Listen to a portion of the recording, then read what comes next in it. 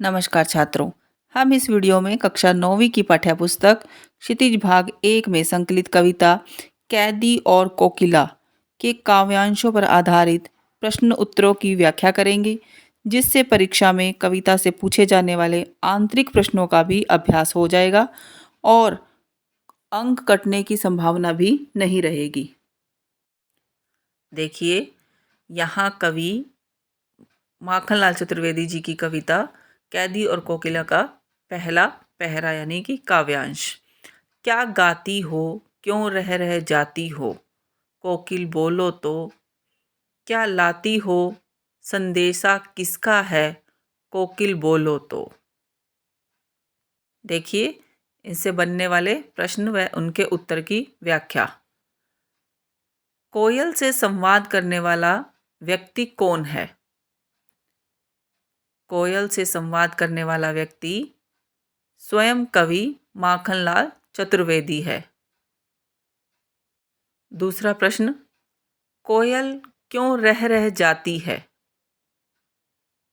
तो रह जाना मतलब कि वो चुप क्यों हो जाती है। कोयल को संभवतः किसी बात की शंका अथवा कोई संकोच है, जिस कारण वह कंठ तक अर्थात गले तक जो उसकी बात आती है वह उसे कह नहीं पाती और वह कहते कहते चुप हो जाती है। इसी काव्यांश से देखिए तीसरा प्रश्न। प्रश्नकर्ता अर्थात प्रश्नकर्ता कौन? स्वयं कवि। प्रश्नकर्ता कोयल के स्वर में किस संदेश की अपेक्षा करता है? तो किस प्रश्न की संदेश की अपेक्षा करता है? प्रश्नकर्ता कोयल के स्वर में इस संदेश की अपेक्षा करता है कि वह शायद भारत माता की मुक्ति का शुभ संदेश लेकर आई है। आइए देखते हैं दूसरा पहरा।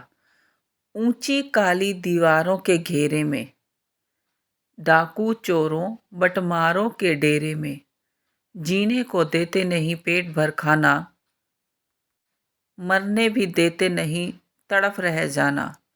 जीवन पर अब दिन रात कड़ा पहरा है, शासन है या तम का प्रभाव गहरा है। हिम कर निराश कर चला रात भी काली, इस समय कालिमा मई जगी क्यों आली। पहला प्रश्न, कवि को कारागार में किनके बीच दिन काटने पड़ रहे हैं? देखिए, इन पंक्तियों में ही लिखा है कि कवि को कारागार में चोरों, डाकुओं और बटमारों अर्थात राहजनी करने वालों के बीच दिन काटने पड़ रहे हैं। ब्रिटिश सरकार का अत्याचार यह था कि राजनीतिक कैदी होने पर भी उन्हें अर्थात कवि को ऐसे लोगों से अलग रहने की सुविधा नहीं दी गई थी। दूसरा प्रश्न, कवि की कारागार अर्थात बंदी गृह की कठिनाइयों का वर्णन कीजिए। वहाँ कवि को रहते हुए किन किन कठिनाइयों का सामना करना पड़ रहा था? तो कवि को बंदी गृह अर्थात कारागार में चोरों, डाकुओं और राहजनी करने वालों के बीच दिन काटने पड़े। उसे पेट भर खाने को भी नहीं दिया जाता था। अनशन करके प्राण त्यागने की इच्छा यदि कवि रखते तो उनको भी क्या है जबरन खिलाकर जिंदा रखा जाता था। इस प्रकार कवि को मरने की भी सुविधा नहीं थी। ऊपर से दिन रात उनके ऊपर उनके कार्यों के ऊपर कड़ा पहरा रहता था। प्रश्न 3, कवि मरना क्यों चाहता है? उन्होंने कहा है ना प्रश्न में पंक्तियों में देखिए, मरने भी देते नहीं तड़प रह जाना। तो यहाँ इच्छा है कवि की क्या? मरने की। तो कवि मरना क्यों चाहता है? कारागार में रहने वाले में होने वाली कठिनाइयों और ब्रिटिश शासन के अपमान भरे व्यवहार से अमानवीय व्यवहार से दुखी होकर कवि के मन में मरने की इच्छा जागी। प्रश्न 4, प्रकृति भी कवि पर क्यों क्षुब्ध है? तो उत्तर, जेल में कवि के साथ अमानवीय व्यवहार तो हो ही रहा था। उस पर रात भी घनी अंधेरी काली थी। चांद थोड़ा प्रकाश देकर कुछ शांति दे सकता था, परंतु वह भी आज नहीं था। इसीलिए कवि को लगा कि प्रकृति भी उस पर क्षुब्ध है। पहरा 3, क्यों हूक पड़ी वेदना बोझ वाली सी, कोकिल बोलो तो। क्या लूटा मृदुल वैभव की रखवाली सी, कोकिल बोलो तो। प्रश्न 1। कवि ने कोयल के स्वर को हूक क्यों कहा है? क्यों हूक अर्थात गहरी लंबी सांस। कोयल के स्वर में वेदना और दुख की छाप थी, इसलिए कवि ने उसके स्वर को हूक कहा है। प्रश्न 2। कोयल की कूक की क्या विशेषता है? कोयल की कूक अत्यंत मधुर और सरस है, किंतु यहाँ उसके स्वर में वेदना थी। प्रश्न 3। मृदुल वैभव की रखवाली सी किससे संबोधित है? अर्थात ये किसे कहा गया है? कोयल को मृदुल वैभव की रखवाली सी कहकर कवि ने एक कल्पना का मानवीकरण किया है। कोयल अपने कोमल कंठ से माधुर्य और सरसता की रक्षा करती है। अपनी बोली में वह संसार भर के लिए मिठास बचाकर रखती है, इसीलिए कवि ने उसे मृदुल वैभव की रखवाली सी कहा है। पहरा संख्या 4। क्या हुई बावली अर्धरात्रि को चीखी, कोकिल बोलो तो। किस दावा नल की ज्वालाएं हैं दिखी, कोकिल बोलो तो। प्रश्न 1। कवि ने कोयल को बावली क्यों कहा है? कवि ने कोयल को बावली इसलिए कहा है क्योंकि वह आधी रात के समय कारागार के आसपास कूक रही थी, जबकि रात्रि का समय प्रत्येक प्राणी का आराम करने का समय होता है।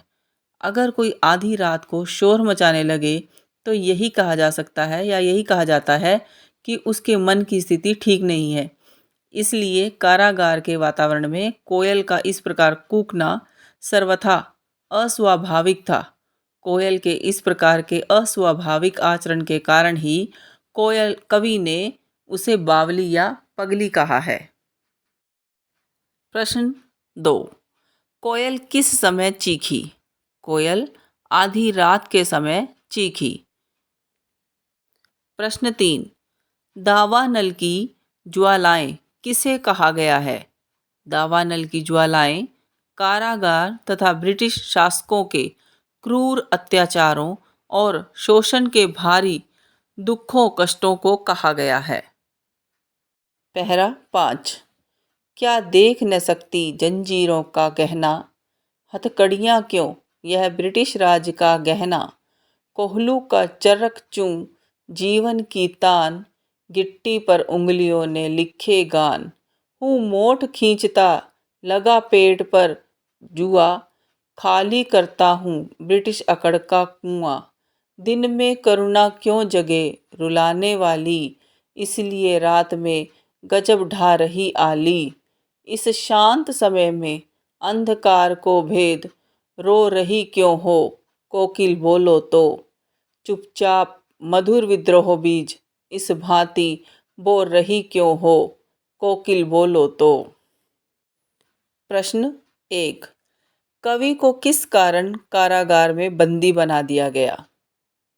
कवि को स्वतंत्रता आंदोलन में भूमिका निभाने के कारण कारागार में बंदी बना दिया गया।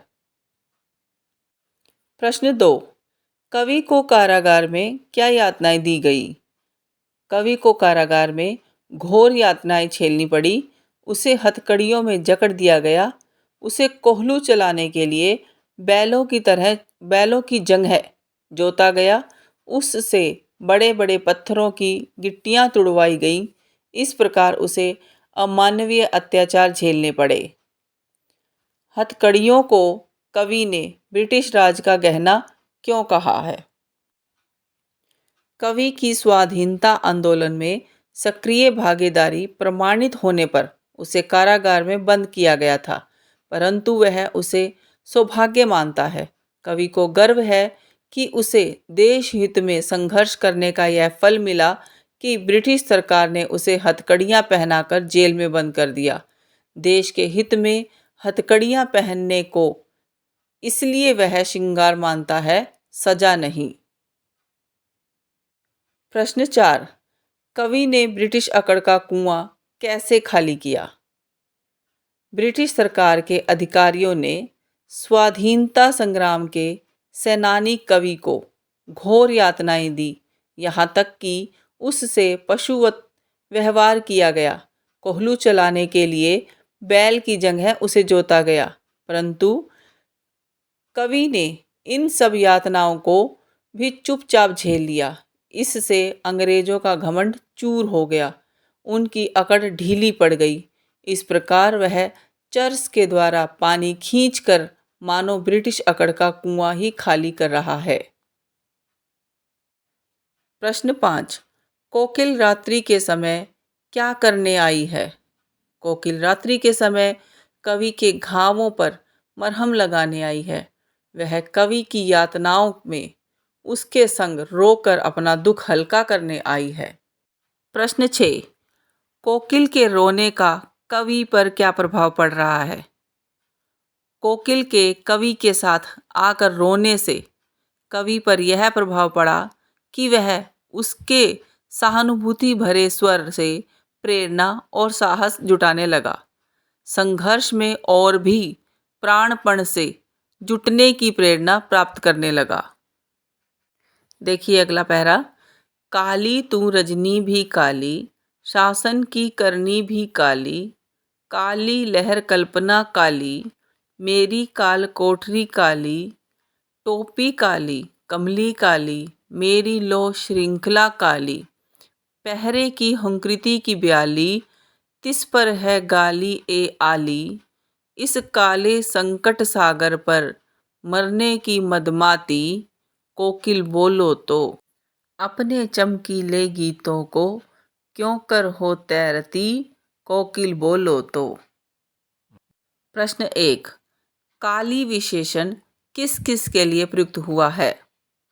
काली विशेषण का प्रयोग कोयल, रजनी, टोपी, कंबल, जंजीर, काल कोठरी, शासन की करनी, कल्पना तथा संकट सागर के लिए प्रयुक्त हुआ है। प्रश्न 2, काली विशेषण किन किन अर्थों में प्रयुक्त हुआ है? काली विशेषण का प्रयोग कवि ने निम्नलिखित अर्थों में किया है। काला रंग, कोयल का रंग, रजनी का रंग तथा टोपी, कंबल और जंजीर का रंग। अन्याय, शासन की करनी, संकट सागर। भयानक, काली लहर, काली कल्पना, काली काल कोठरी। बंधन की पीड़ा, श्रृंखला काली। प्रश्न 3, कवि को कोयल का व्यवहार कैसा प्रतीत होता है? कवि को कोयल का व्यवहार प्रेरणाप्रद और सहानुभूतिपूर्ण लगता है। कोयल संकट के समय कवि को अपने चमकीले गीत सुनाकर संघर्ष की प्रेरणा देने आई है। कवि को ऐसा प्रतीत होता है। प्रश्न 4, कोयल का स्वर चमकीले गीत क्यों कहा गया है? कोयल के स्वर को कवि ने चमकीले गीत कहा है क्योंकि जिस प्रकार चमक ज्ञान, प्रकाश, आशा, उत्साह आदि का प्रतीक है, उसी प्रकार कोयल के गान से भी कवि में आशा, ओज, संघर्ष आदि की प्रेरणा जागती है। देखिए अगला पैरा, तुझे मिली हरियाली डाली, मुझे नसीब कोठरी काली, तेरा नभ भर में संचार, मेरा 10 फुट का संसार, तेरे गीत कहावे वाह, रोना भी है मुझे गुनाह, देख विषमता तेरी मेरी, बजा रही तिस पर रणभेरी, इस हुंकृति पर अपनी कृति से और कहूँ क्या कर दूँ, कोकिल बोलो तो, मोहन के व्रत पर प्राणों का आसव किसमें भर दूँ, कोकिल बोलो तो। प्रश्न 1, कोकिल और कवि की स्थिति में क्या अंतर है? कोकिल और कवि की स्थिति में बड़ा अंतर है, जमीन आसमान का अंतर है। कवि कारागार की कोठरी में बंद है और कोयल को उड़ने के लिए खुला आकाश उपलब्ध है। कोयल को बसेरा करने के लिए हरियाली डाली प्राप्त है और कवि को रहने के लिए मात्र 10 फुट की अंधेरी कोठरी।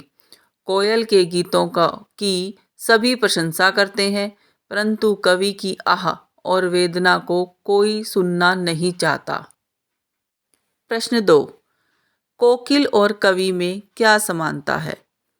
कवि और कोकिल में समानता यह है कि दोनों ही स्वतंत्रता से प्रेरित हैं। कोयल अपनी हूक से स्वतंत्रता की आग धधका रही है और कवि अपनी कविता से। प्रश्न 3। नभ भर में संचार का आशय स्पष्ट कीजिए। नभ भर में संचार से आशय है खुले आकाश में विहार करना। प्रश्न 4। 10 फुट का संसार का आशय स्पष्ट कीजिए। 10 फुट का संसार से आशय है 10 फुट की सीमित काल कोठरी में कैद रहना। प्रश्न 5। कोकिल का स्वर कवि के लिए प्रेरणामयी ध्वनि है, सिद्ध कीजिए। कोकिल का स्वर कवि के लिए प्रेरणादायी ध्वनि है। वह कोयल की हूक सुनकर ही कुछ भी करने को तैयार है। वह कहता है, इस हुंकृति पर अपनी कृति से और कहो क्या कर दूं, कोकिल बोलो तो। प्रश्न 6। मोहन के व्रत का आशय स्पष्ट कीजिए। मोहन के व्रत का आशय है मोहनदास करमचंद गांधी यानी गांधी जी का स्वतंत्रता के लिए संघर्ष करते रहने का संकल्प। हमने इस वीडियो में कैदी और कोकिला कविता के काव्यांशों के आधार पर प्रश्न उत्तरों का अभ्यास किया। इस कविता की व्याख्या व कवि परिचय जानने के लिए डिस्क्रिप्शन बॉक्स में दिए गए लिंक पर क्लिक करें। अगर आप इस चैनल पर नए हैं तो चैनल को सब्सक्राइब कर लें और बेल आइकन को प्रेस करें, जिससे आने वाली वीडियोस के नोटिफिकेशन आपको मिलते रहेंगे और आप इनसे लाभ प्राप्त कर सकेंगे। तब तक के लिए जय हिंद छात्रों।